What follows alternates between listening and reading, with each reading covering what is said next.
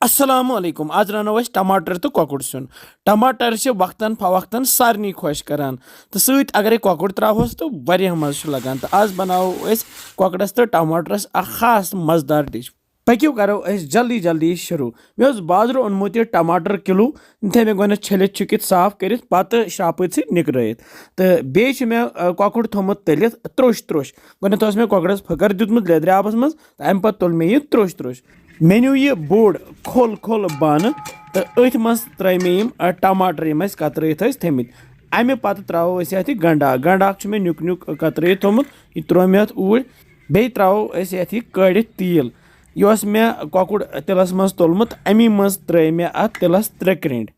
तो ये त्रो नुन चमचह 1-2 ऊर तो मे जोल गैसस पे थो मे यह बन रलावोक यम टमाटर तो गंड सही पे तील ते रल अथी तो नून ते पे थोस ढकन तल थो मे गैस लोत तो लथि पे करोन 10-15 मिनटन तैयार युत काल टमाटर सनन इत कालस नी मे यम क्या रोहन फल तो बे अदरक प्यूंत यम रोहन फल तो अदरक त्रा बह यत न्यामि मज तो यम दगहोक तो यमन बनाओ पेस्ट न्यामि मज दगन सत अदरक तो रोहन पेस्ट बनाओ वारिया असल तो मज़ेदार गसान सुन तो 10-15 मिनट गसित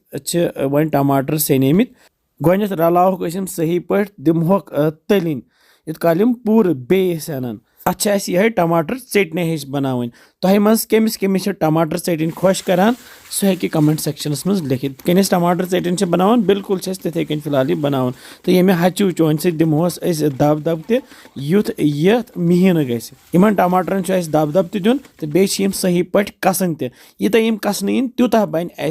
टमाटर सुन वारिया असल तो सही कसन पत त्रो ये रुहन तो अदरक पेस्ट तैयार थोमुत कर तो दिमो यमनी टमाटरन सत तलिन हेको यमन टमाटरन प्यूरे तो बनत मिक्सर ग्राइंडर इस्तेमाल कर मगर यिथ कन ज़्यादा मज़ गसान थोड़ा मेहनत लगान मगर सिनिस लगान मज़ तो टमाटर वन कसित तैयार ये त्रो पाउडर मसाल बह त्रो ये दानवल पाउडर 1 चमचह बे त्रोस मरचवांगन पाउडर 2 चमचह बे त्रोस यह बदान पाउडर 1 चमचह बे त्रोस क्या सब्ज ٲलवٕ तो बे त्रोस लेदर चमचह 1 सारी मसाल त्रित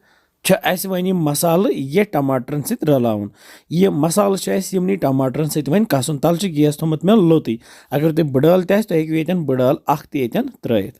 तो पूर कसन पत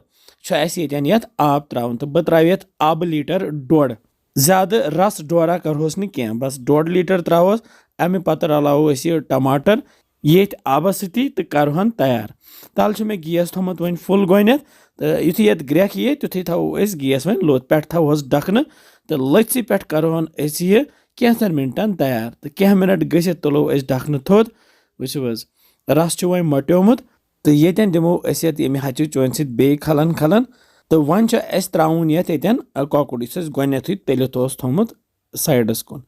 तो यम कोकड़ पीस सारी त्रित ये मज करोन वन यह तैयार ये लगन वन 2-5 मिनट बे तैयार गसनस तो गो सुन तैयार वारिया मज़ेदार सुन ते गसान तो बे वारिया सहल ते रन तथ मज कर मसाल तम इस्तेमाल यम गरी आसान यह कोकुड़ रलावो ये रसस सत तो करोहन वन यह लथि पे तैयार पे थोस ढकन तो करोहन 5 मिनट गोथ तैयार 5 मिनट गसित तुलो ढकन थोद ये त्राउन ये ब्याख चीज सह गो यह हथ मीठ त्रो ये मुरित तो थो पे बे ढकन तो दिमो ये वन दम 2-5 मिनट गसित तुलो बे ढकन थोद वो मुश्किन अतफर माशाअल्लाह क्युत मज़ेदार तो शुबेदार सुन बनो